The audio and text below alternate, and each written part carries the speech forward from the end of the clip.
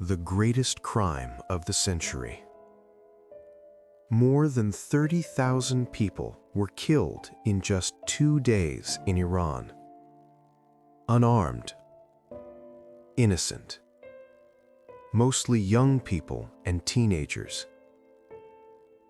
They were killed for asking to live. This was not a war. This was not a clash. This was a massacre. Iran is a rich and wealthy country.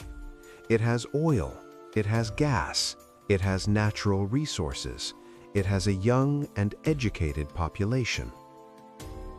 But the people do not benefit from the wealth of their own land.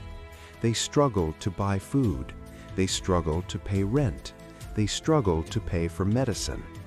The country is rich, the people are poor.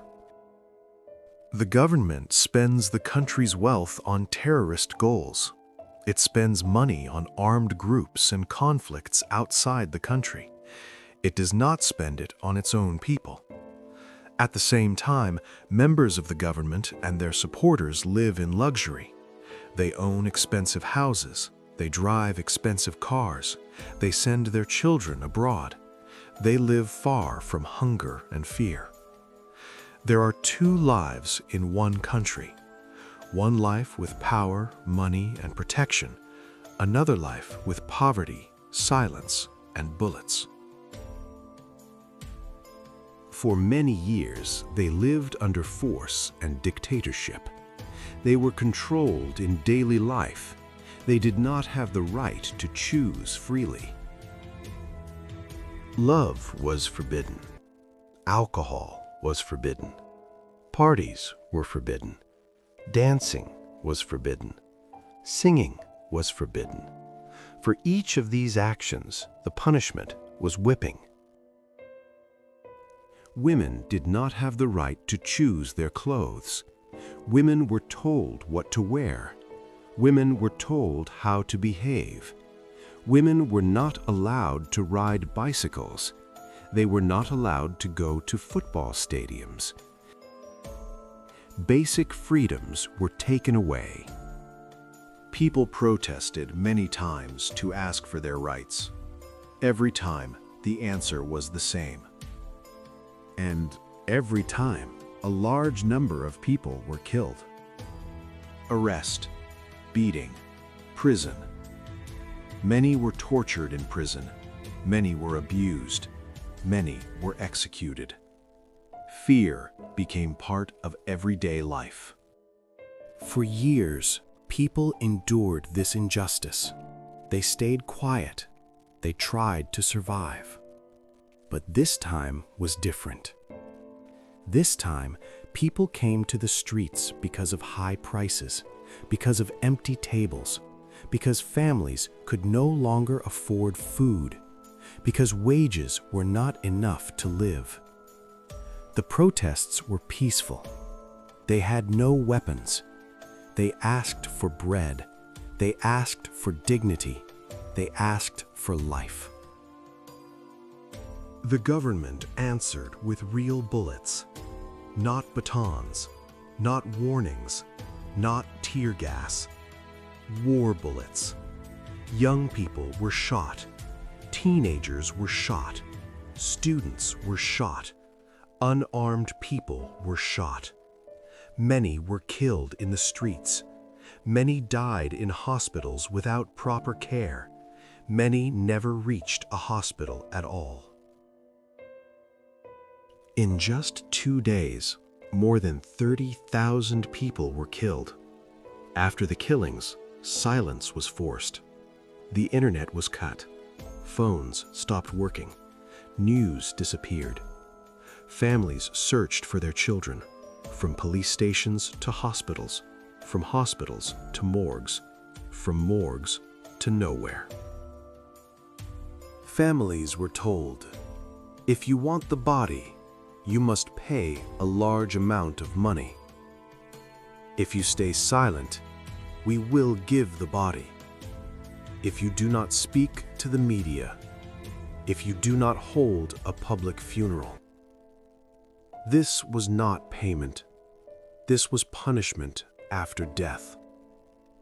Some fathers did not have the money. Some mothers did not have the strength. The streets were filled with the smell of blood.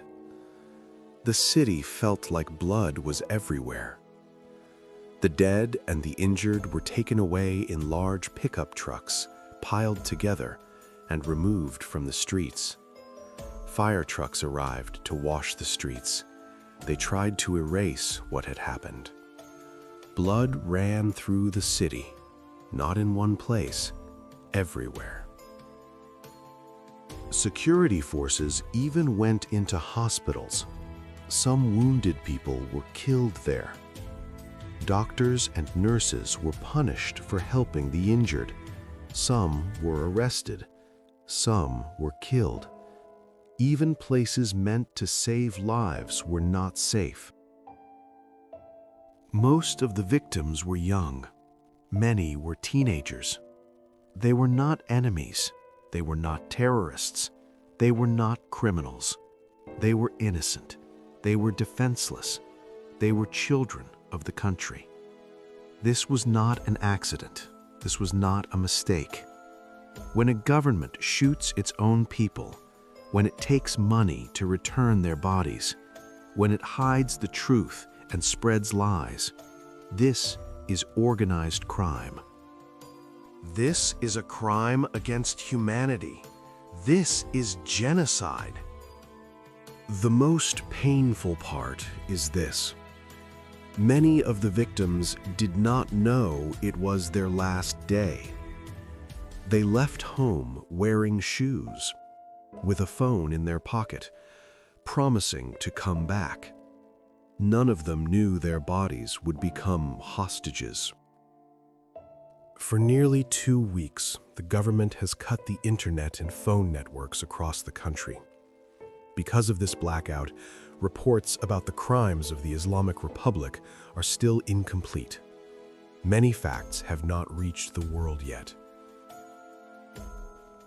Saadi Shirazi, a famous Iranian poet, said, "Human beings are members of a whole, in creation of one essence and soul.